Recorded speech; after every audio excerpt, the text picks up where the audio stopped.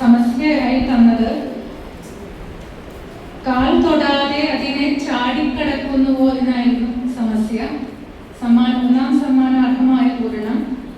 മേലെ കൊമ്പിലിരുന്ന കാക്കകളനങ്ങുന്നില്ല, കാകാരവം ചാലേ കേൾപ്പതുമില്ല ഹന്ത, കവിയച്ചോർ കാൺമതില്ലെന്ന പോൽ ശീലക്കേടിതിനെന്തു മൂലം ഇവനിൽ തെറ്റേറെ മുറ്റുന്നതോ, കാലം ചെയ്തവർ കാൽ തൊടാതെ അതിനെ ചാടിക്കടക്കുന്നുവോ.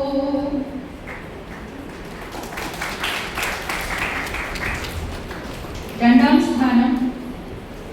ഓടിച്ചാടി നടന്ന കാലം അതുപോയെന്നാകിലും മാനസം പേടിക്കാതെ വരുന്നൊരുജ്വലതരം സാങ്കേതിക പ്രൗഢിയാൽ വീടിൻ സാന്ത്വന നൗക മുന്നിടുകിലും വാർദ്ധക്യമാഴിയിൽ പേടിക്കാതിനി കാൽ തൊടാതെ അതിനെ ചാടിക്കടക്കുന്നുവോ.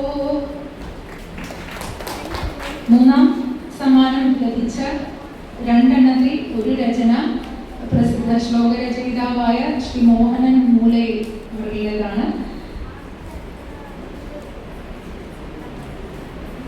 നാനാവാക്കുകളങ്കമറ്റു ചിതറിച്ചിരിയുന്നു, കാവ്യങ്ങൾ തൻ തേനും മാധുരി വറ്റി രാസമയമായി തീരുന്നു മാലിന്യമായി.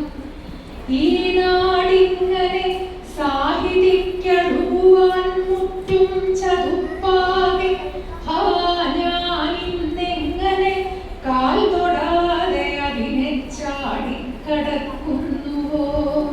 ഇതാണ് മൂന്നാം സമ്മാനത്തിന്റെ ഒരു രചന.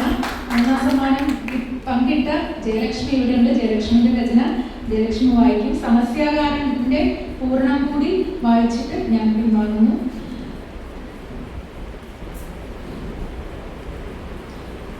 ശങ്കിപ്പേ, സമസ്യാകാരന്റെ പൂർണ്ണം നവവരന്റെ ആവലാതി എന്നാണ് പേര്. ശങ്കിപ്പേ പ്രഥമദ്വിതീയ പുരുഷാർത്ഥങ്ങൾക്കു സങ്കേതമായി എന്നെ സുസ്ഥിര ഭക്തിയാൽ ചിരതപത്താലും പുലർത്തുന്ന നീ. സങ്കീർണം ചതുരശ്രമോക്ഷപദമെത്താനായി തിടുങ്ങെ തൃതീയാംഗാരോ